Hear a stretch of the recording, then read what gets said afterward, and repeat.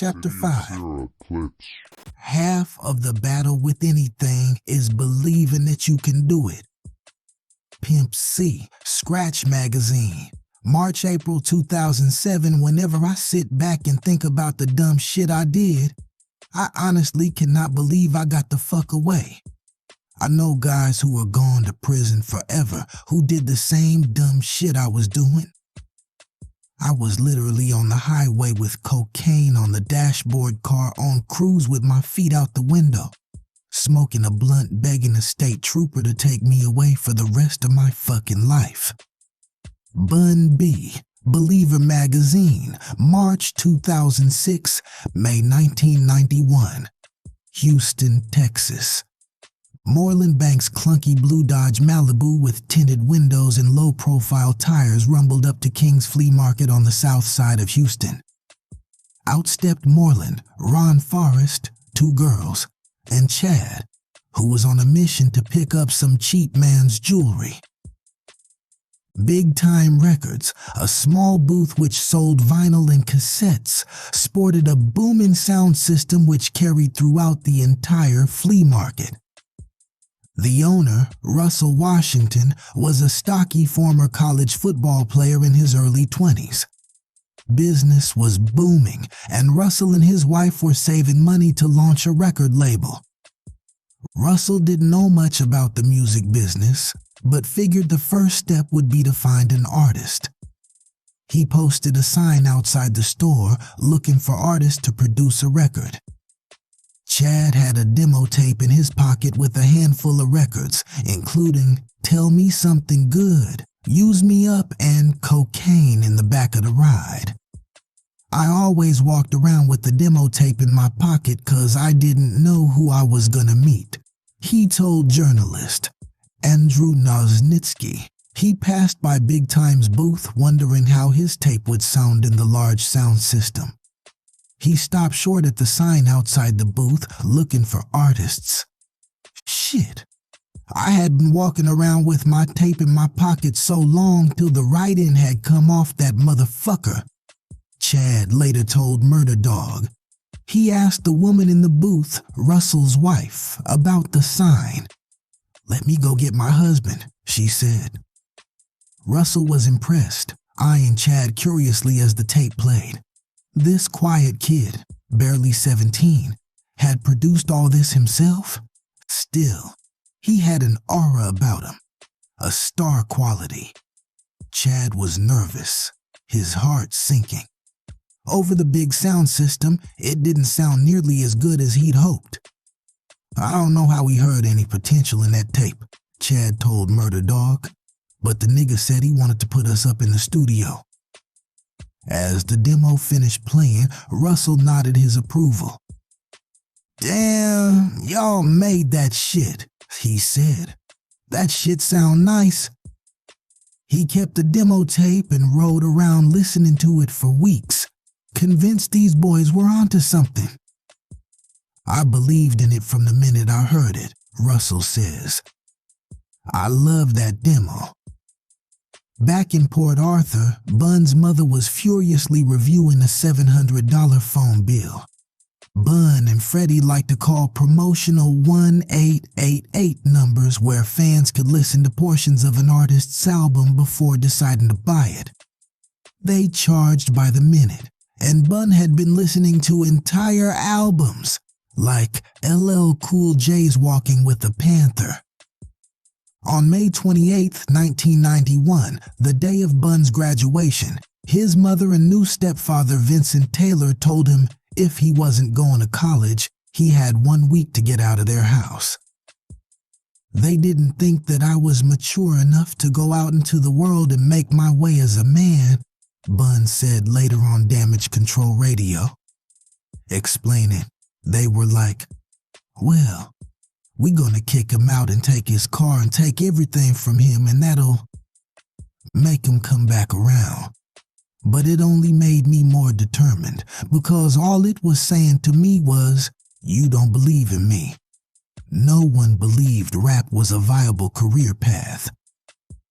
At the joint graduation ceremony for Lincoln and Thomas Jefferson High, the guest speaker, Grambling University President Dr. Joseph Johnson, encouraged graduates like Bun and Mitch to become scientists and engineers. We don't need any more rappers. We don't need any more dancers. We don't need any more athletes. We already have a monopoly on those, he said. Bun was unfazed. Another speaker was G.W. Bailey, an actor from Port Arthur who appeared in the Police Academy movies. Bun realized that, like Janis Joplin and others who'd made it from the small town, Bailey had to leave Port Arthur to achieve fame before the town respected him. Bun hitched a ride to Houston after the ceremony with his only brother, who wasn't in prison, and moved in with his father, which he would come to consider one of the best decisions I ever made in my life. The raw realities of life kinda crashed down on me after I moved out of my mom's cushy house where food was cooked every day, Bun explains. The morning after graduation, his father woke him at sunrise to work for his landscaping company. From 7 a.m. to 7 p.m. every day, Bun toiled under the hot Texas sun, cutting lawns, tearing shingles off roofs, and laying fresh tar. Is this what you wanted to do? Bun asked himself, sweat pouring off his forehead. Suffering for my art? When Chad rounded up the crew in Port Arthur and excitedly explained that Russell wanted to put them in the studio, everyone wasn't quite so enthusiastic. Mitch was already committed to a football scholarship at Prairie View A&M University 2 hours away. Jelon, whom Chad thought was flaky, was now a senior at Thomas Jefferson and wanted to focus on football too, hoping he could land an athletic scholarship like Mitch. They all believed rap and school couldn't coexist. You had to choose one or the other. I think we were severely underestimating ourselves at the time, Bun admitted on Damage Control Radio. Chad was devastated at the thought of losing Mitch. Mama Wes and Monroe approached Mitch's parents, offering to pay for Mitch to go to Lamar University so he could stay in Port Arthur. Mitch's father, Mitchell Queen Sr., considered the suggestion. Well, he won't have anything to get around town in, he pondered. I'll buy him a car, Monroe blurted out. Mama Wes glared at him. Nigga, what? As they drove off, she demanded, where the fuck are we gonna get all the money to do this? We can do it, I'm telling you, Monroe insisted. I believe in him. Amidst all the doubters, Monroe was the only adult who saw Chad's vision. Bill Monroe really did. He believed, says Mama Wes. No other old person believed. But Monroe's attempts didn't stop Mitch from leaving. Mitch's father declined the generous offer. He had missed his opportunity to become a big football star, and Mitch was fulfilling his dream too. It was a sad day in Port Arthur when Mitch departed for Prairie View. Chad cried inconsolably and refused to get out of bed. I thought the child was going to have a massive coronary, Mama Wes recalls. She tried to cheer him up, suggesting, why don't you just do it yourself? Chad had his heart set on a duo. His mother got the impression he was afraid to try it solo. A few days later, Chad told his mother he'd found a new partner. He's in this other group, but I think he's gonna come with me, he explained. Chad didn't consider himself a very good rapper and told his mother that this new kid, Bun B, was better than he was. I know I can't rap, he explained. That's why I gotta say crazy stuff. With only 2 members left in the group, the 4 black ministers' name didn't make sense. Russell liked the name Underground Kings, so Chad called Mitch at Prairie View and asked if they could use the name. Mitch gave his blessing and agreed that Bun, the best rapper of the crew, was the best person to replace him. Plus, Bun's deep baritone was a good match for Chad's high-pitched tenor. Half of the battle with anything is believing that you can do it, Chad told journalist Andrew Nosnitsky. Mitch and Jelen didn't believe that they could be rappers or that they could make money or that it was serious. So when time came for them to do other careers, they took them opportunities. And I can't blame them for taking it. But me and Bun stuck with the shit. So when we looked up one day, it wasn't nothing left but me and him. Pimp C and Bun B, the new underground kings, would become the first group to sign with Big Time Records, inking their signatures on a simple one-paragraph handwritten contract. Watching the Ghetto Boys' ascent in the latter half of 1991 convinced Chad and Bun they were headed in the right direction. Ghetto Boys was a different group to niggas in Texas than anywhere else, 'cause them niggas was local, Chad told Murder Dog. They really paved the way for us to know that we could go and make a record. Although J. Prince was the most visible owner of Rap-A-Lot, he had a business partner named Cliff Blodgett, and theirs was an unlikely pairing. Cliff, a white guy from the Seattle area, was an electrical engineer and a computer whiz with a passion for music. He had developed some proprietary recording equipment while attending college in Oregon. He'd married a black woman from Houston, who happened to be a cousin of Prince's wife, and moved to Texas with her.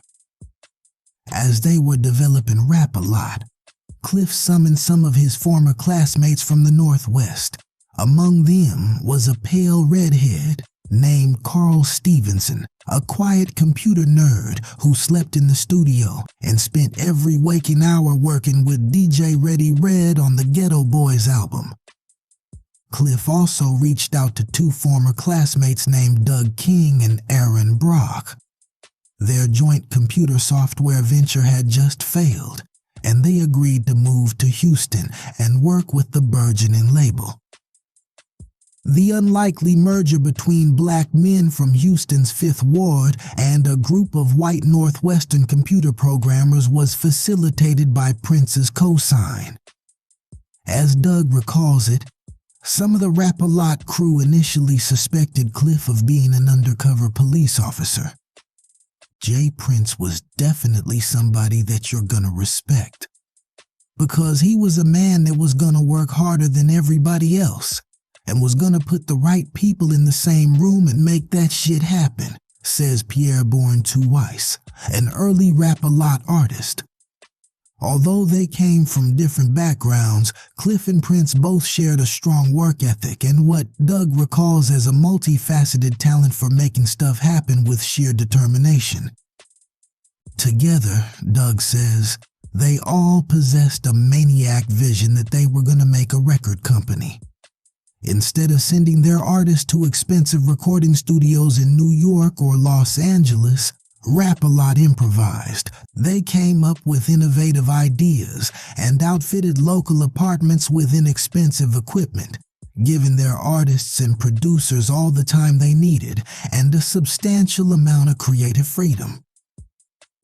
Doug became an in-house music producer, working with Rap-A-Lot acts like Defa4, Gangsta NIP, Two Bad Brothers, and Too Much Trouble. When Prince signed Scarface, he asked Doug to create some demo tracks for Scarface's solo debut. Late one night in the studio, someone came across the vinyl for the Tough Guys soundtrack, which included Isaac Hayes' Hung Up on Me Baby. The sample would form the basis for the record Mind Playing Tricks on Me. Both Doug King and Scarface claim credit for producing the track. Most likely it was a collaborative effort. Doug didn't think much of the record. It was just another song to me, he recalls. But J. Prince, who planned on making the Ghetto Boys his star group, thought they were onto something. He'd pull up to local DJs, play the track for them in his car, and ask for their opinion. James didn't particularly have an ear for music, But what James did do really well was he would take stuff around and he'd play it for everybody. And he'd watch and listen, Doug says. James is a pretty smart guy. At some point he wanted to be a music producer, but I think he was smart enough to back off and say, I'm gonna see what everybody else thinks. And he didn't let his ego get in the way. Prince decided to use the song for the Ghetto Boys' third album, asking Willie D and Bushwick Bill to add verses. His employees trusted him, admiring his uncanny intuition. He seems to have a feel for what's getting ready to happen before it happens. He acts like someone who's been in the business for 20 years. Rap-A-Lot's Mel Smith told the Houston Chronicle. While Bun was shooting pool one night in his father's garage, the radio announcer introduced the Ghetto Boys' new record, Mind Playing Tricks on Me. Bun listened in rapt attention, enthusiastically proclaiming it the greatest rap sample he'd ever heard, and calling everyone he knew to see if they'd heard it too. Around the same time, Chad heard Scarface's single MR Scarface from his solo album MR.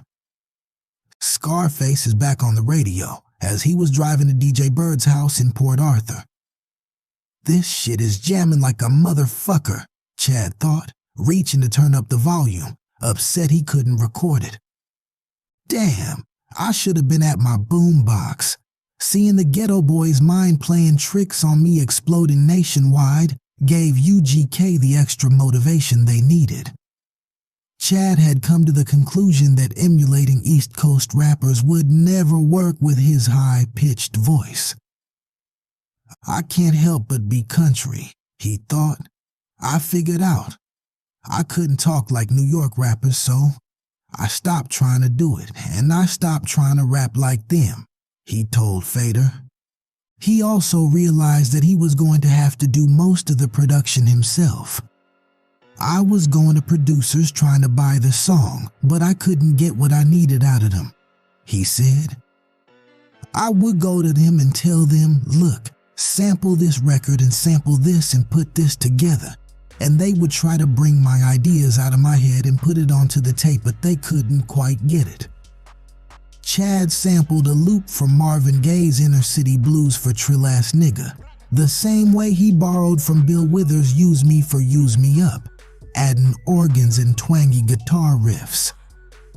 He came up with most of the beats and concepts at home. The house on Shreveport Avenue morphed into a studio, a hotel, and a restaurant, with teenagers coming in and out all hours of the day. Monroe wasn't happy about the constant stream of visitors, but Mama West didn't mind. The house was built to be used, she says. I felt like I was just cooking and feeding niggas all day and all night. And I had a ball. I loved it. I enjoyed being a part of all that madness. Chad and his friends started piling in his white Honda Accord, nicknamed the Cigarette, because, as the joke went, it was always smoking, to go record at Houston Sunrise Studios. This arrangement didn't last long because the owner didn't care for rap music. UGK finally found a home at Houston Studio Track Designs, which was owned by an eccentric foreign couple, Asian-American Chitaro Henderson and his African girlfriend, Bernie Bismarck. The recording process was slow and painstaking. When recording the 2-inch reels, it was difficult to stop and restart vocals in the middle of a verse, punching in. To save time and money, Bun got in the habit of spitting his entire verse the whole way through in one take.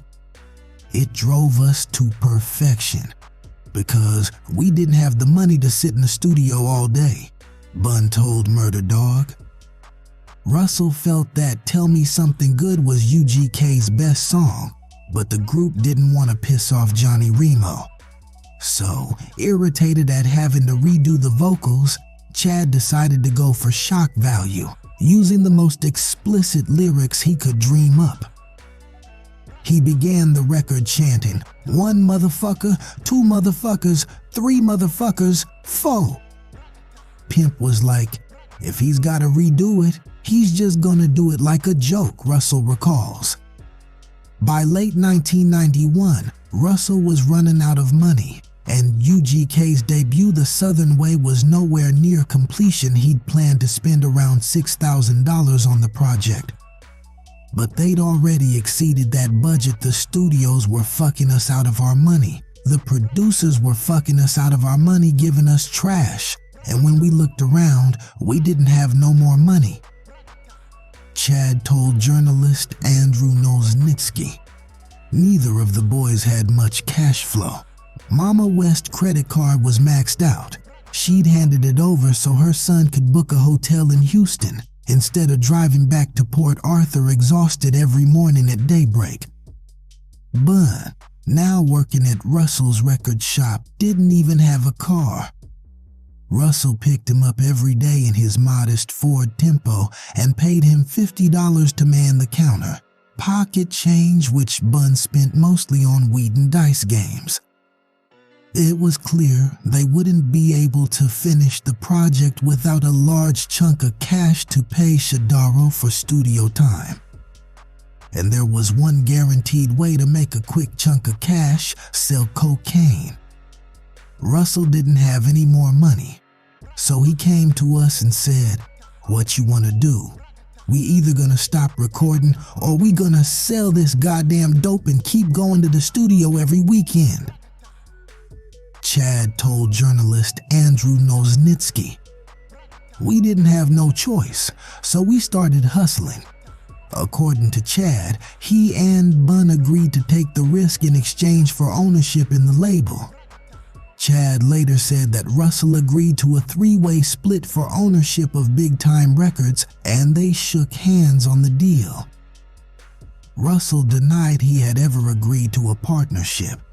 Bun is understandably vague about the source of the initial cash investment that launched this illegal venture.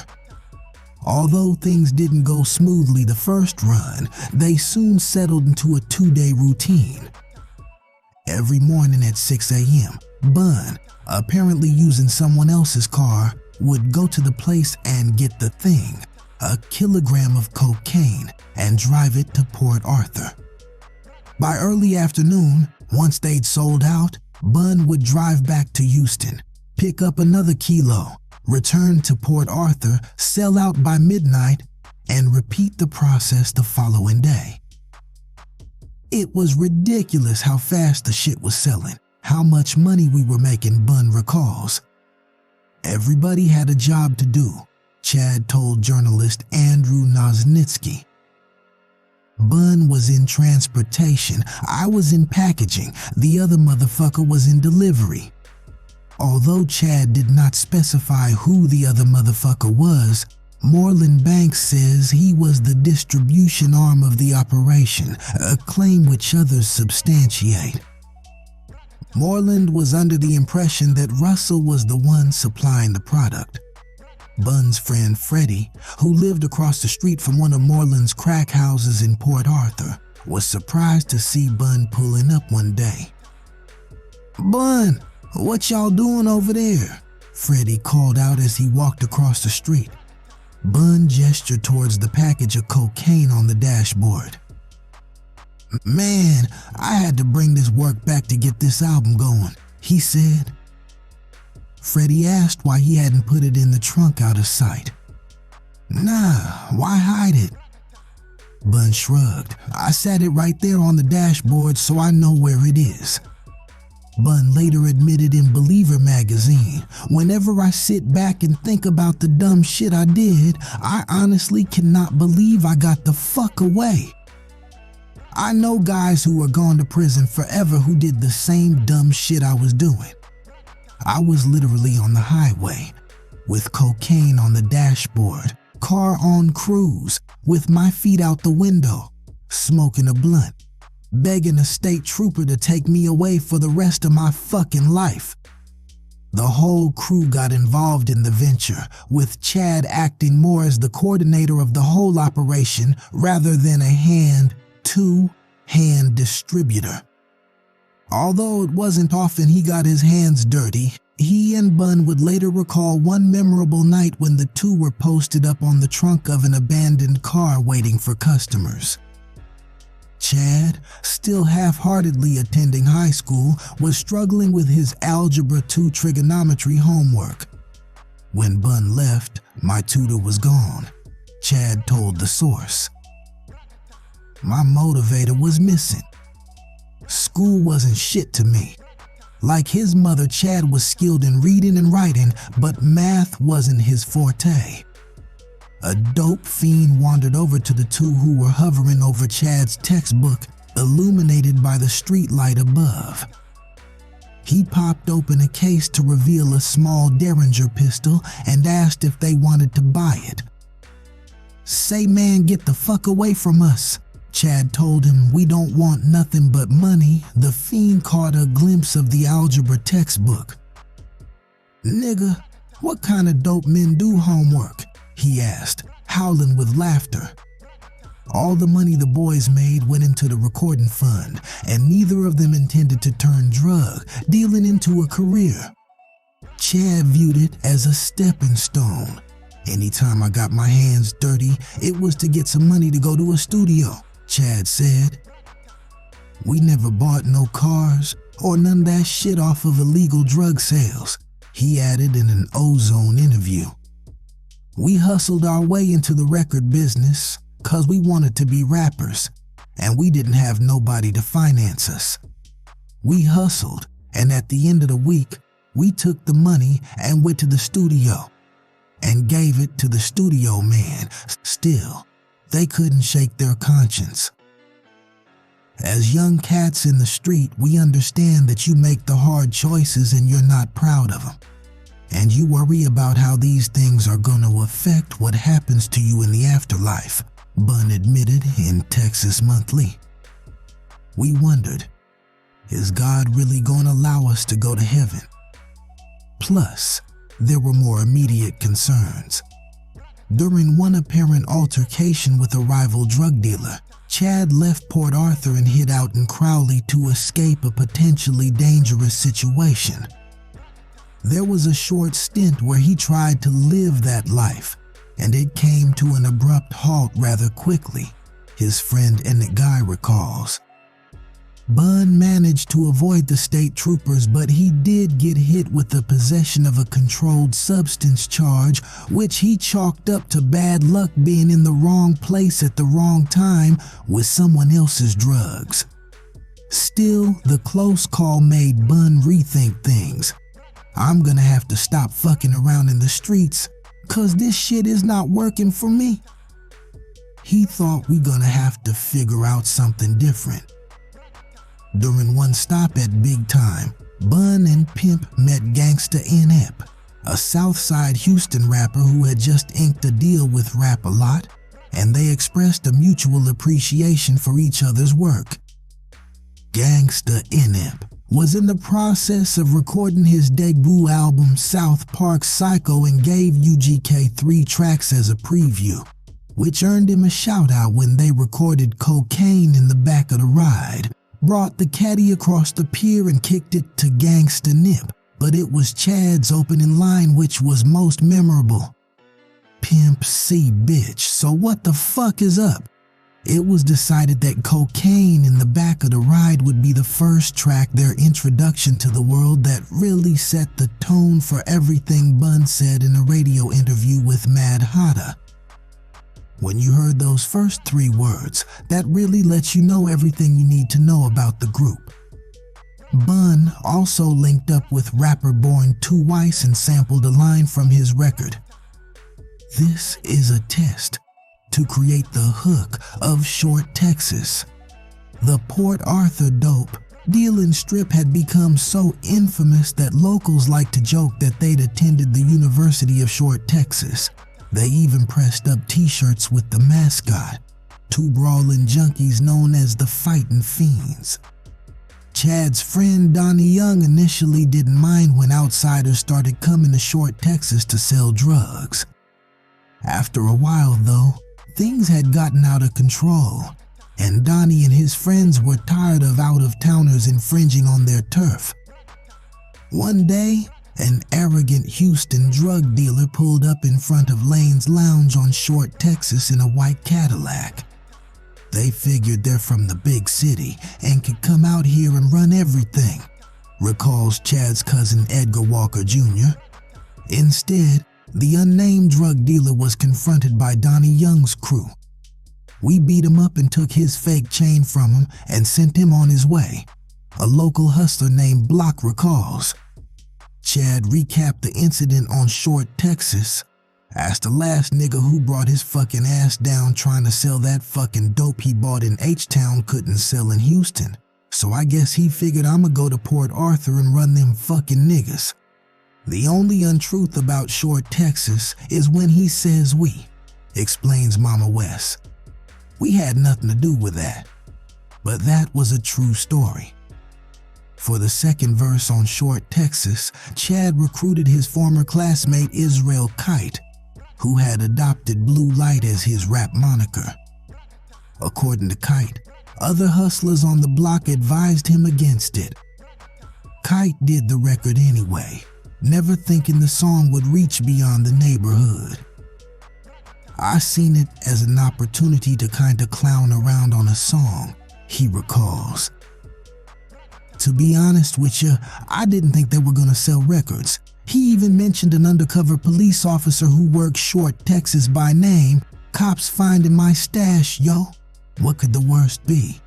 Dura So going undercover then turning dirty. The actual extent of Chad's involvement in the drug game during this time frame is unclear, complicated by his own contradictory statements. I used to take risks up and down the motherfucking highway, he boasted in an Ozone interview. I was on the goddamn highway I-10, riding up and down that bitch trying to get money. To go to the studio to put these records out? But in the same interview, he implied that he'd left the drug game long behind, asking rhetorically, "You think if I really was still selling drugs, I would get on a motherfucking record and make a song like Cocaine in the back of the ride and ride up the highway with dope? You dumb motherfuckers." For the most part, Chad and Bun viewed themselves as narrators, the voice of their community. While I was talking about it, you had people who really was doing this stuff. Chad said, "Rappers ain't got time to really be doing all these illegal things cause we in the studio rapping. The lifestyle I'm rapping about is the lifestyle that these brothers was actually living." Once UGK completed the Southern Way, Russell tried to find somewhere that could manufacture cassettes. He also found a print shop, but they'd never done cassette inserts before. Russell and Bun took them a copy of a cassette tape from the shop. WC in the mod circles ain't a damn thing changed, to use as a template. Chad loved to wear jewelry, expensive ballet sneakers, and suede trench coats, and viewed the group's image as a crucial part of their presentation. Bun, on the other hand, was perfectly comfortable on stage in a cheap tee, shirt, and flip-flops. He'd also started growing out his hair in honor of their reggae rap theme, and Chad told him he had to cut off his inch-long dreadlocks before the album cover shoot. Bun was offended. "What my hair got to do with this shit? Shave that damn thing, boy. That don't look good." "Them hoes ain't gonna like you," Chad told him. The issue of Bun's hair became the group's first argument. A vote was held with Chad, Bun, Russell, and Bird, who had officially become the group's DJ and third member. It was decided 3-1 that Bun would cut his hair. Bun asked his friend Stephen Webb, a sophomore in the journalism program at Lincoln High, to do the photo shoot. The newly clean-shaven Bun, accompanied by Chad, Bird, and a few friends like Ron Forrest, went by Short, Texas, and several other key locations around Port Arthur. Snapping photos. When they got the photos back, UGK settled on a shot they liked from the seawall, but there was one extra person in the back of the photo. "Why the hell you in the damn picture, nigga?" Chad asked Ron Forrest. "What you sneaking the picture for?" "Man, the photographer told me to stand there." Ron insisted. "I ain't sneaking the motherfucking picture." Chad shook his head. "Fuck it," he shrugged. Bun and Russell took the photo to the print shop, where the proprietor added a blue background and text. There was only one problem. With only one font in limited sizes, there wasn't enough room for Underground Kings on the cover. He suggested they could abbreviate it, UGK. There also wasn't enough room for Tell Me Something Good, which was listed only as Something Good. Once they got the 5,000 printed inserts, cassettes, and plastic cases, they had to assemble everything by hand, a multi-process, which Bun remembers as a fucking mess. Finally, they sent the tapes off to be shrink-wrapped. Russell also pressed up 12 vinyl copies of Tell Me Something Good as their lead single, with short Texas on the B. Unauthorized duplication is an ass-kicking offense, it read. In early January 1992, DJ Reggie Reg, Coach Neves, host of a Houston radio show with DJ Greg Street, stopped by Big Time Records at the flea market. While he browsed through stacks of new vinyl, Russell and Bun played a few UGK records for him. Reggie Ray cocked his head to the side as Tell Me Something Good came on. "Yo, that's a jam," Reggie commented. "Y'all got a radio edit." Russell and Bun looked at each other. The need for a clean version hadn't even occurred to them. Reggie was in the midst of a radio contest called Houston Home Jams. The artist who received the most votes would win a production deal and studio time with a company called BPM. The group headed back to the studio and delivered an edited version to DJ Reggie Reg on the last day of the 2-week contest. Tell Me Something Good blew away the competition. The station announced UGK as the big winner and played their record all weekend. Russell and Bun, riding in the car together when they heard the song on the radio for the first time, beat enthusiastically on the roof. Around the same time, Bun and Russell were premiering Tell Me Something Good for Reggie Reg at the flea market. BPM's founder, Doug King, was in a nearby parking lot staring down the barrel of a shotgun. Its owner, Nikki Fatal T. Proctor, poised her finger on the trigger and twisted her face into a menacing scowl. Doug stared intently into the viewfinder of his camera, snapping a few more photos. Fatal T readjusted her pose, glancing at her rap partner Amani MC Bitch Child, as a patrol car pulled up outside BPM studio warehouse. Apparently, their photo shoot had attracted attention from neighbors uncomfortable with seeing 2 young black women toting pistols. The officer, reporting that he observed what appeared to be a gang with firearms, patted down the threesome. Doug, wary of all the shady characters coming in and out of his studio, was carrying a small pistol himself and was carted off to jail.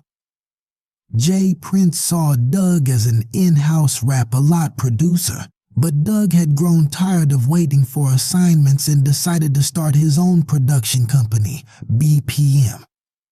With Born Twice, he soon sensed he'd made a wrong turn. Prince was very possessive of everybody, Doug recalls.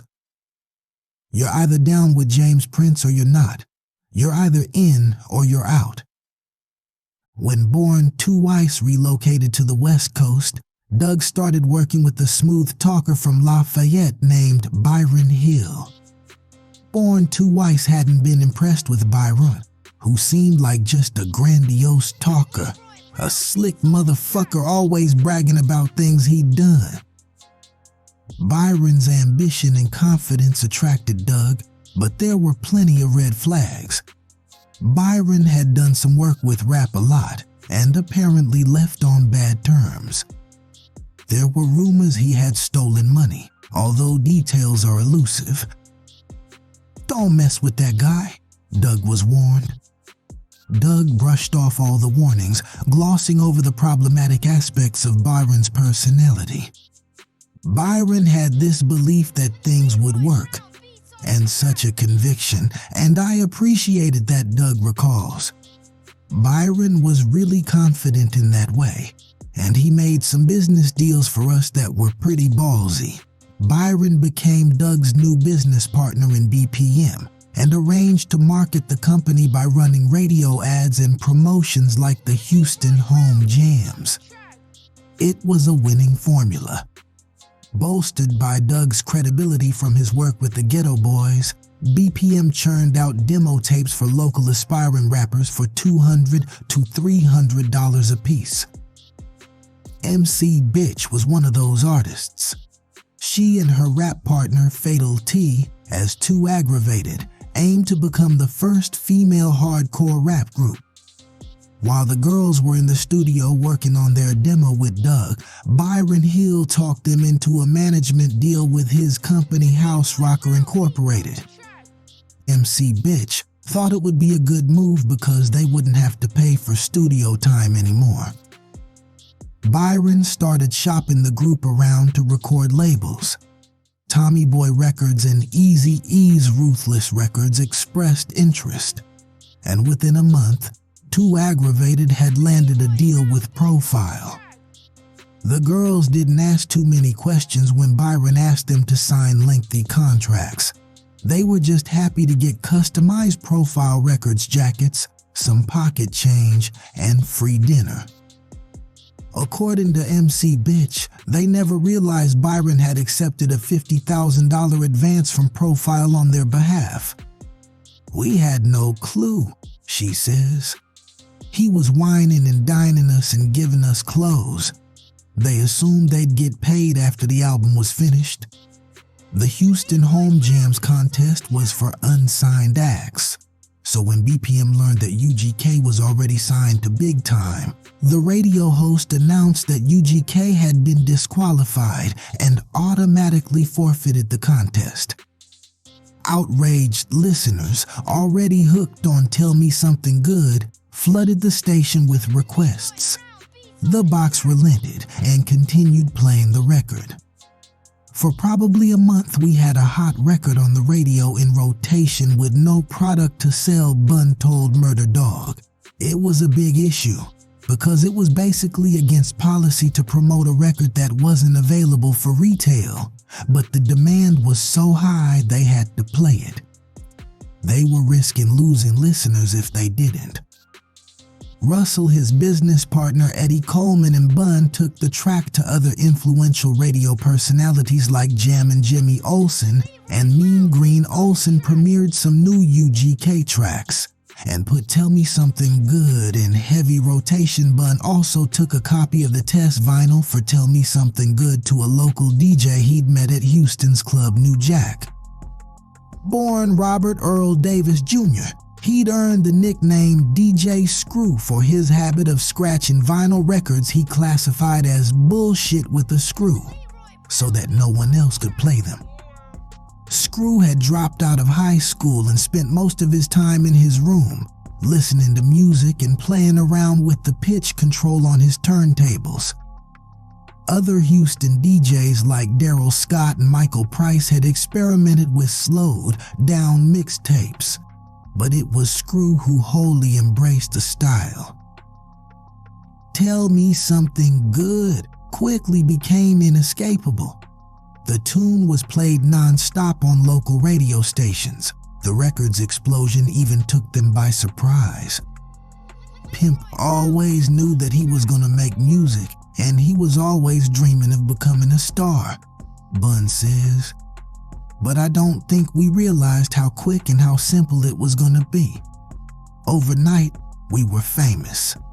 We were the biggest group in Houston, UGK started getting calls from Houston promoters like Steve Fernier and Captain Jack, who booked them to perform at nightclubs they weren't even old enough to get into. Chad used the proceeds from their first paid show to buy his mother a Cocker Spaniel named Brandy, christening her the original UGK bitch. While the Ghetto Boys seemed larger than life, UGK were somehow more relatable. 4 kids all across Houston. Tell me something good planted the idea that rap was something they could do too. 10-year-old Paul Slayton was intrigued by the record.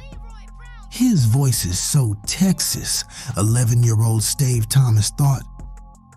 Joseph McVeigh, a high school freshman who had just turned 15, could barely afford to keep a roof over his head, much less purchase cassette tapes. Every afternoon on the way to basketball practice, he listened to the radio on a beat-up old Walkman. Pimp C's rhyme on Tell Me Something Good gave him the same feeling he'd had the first time he saw someone in his neighborhood exchange a small baggie of crack cocaine for cash. Damn, I need to get me some of that shit so I can get me some money too, he thought. Stave Thomas, Paul Slayton, and Joseph McVeigh would later make their mark on the Houston rap scene themselves as Slim Thug, Paul Wall, and Zero, respectively. The record also caught J. Prince's attention to him, who, GK was the epitome of everything he'd hoped to accomplish by revamping the Ghetto Boys. We had to run New Yorkers out of this town, Prince explained on the final chapter. DVD.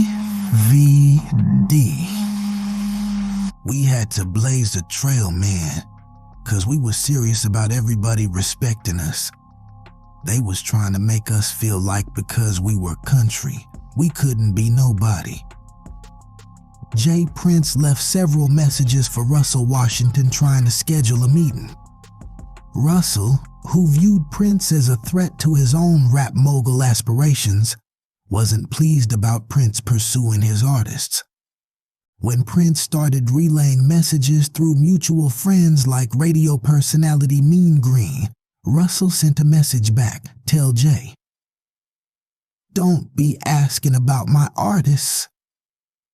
Chad was upset when he learned that Russell was dodging J. Prince. "You just can't do that. You have to call him," Chad urged. "You have to call him, at least sit with him and be a man and tell him, no, don't avoid him or nothing like that. That's gonna send the wrong impression." Bun agreed. "Yeah, man, you gotta show these dudes that rap a lot some respect." Russell returned J. Prince's call, thanking him for the offer but declining to meet. There was nothing to discuss, he explained, because he didn't want to sell his group.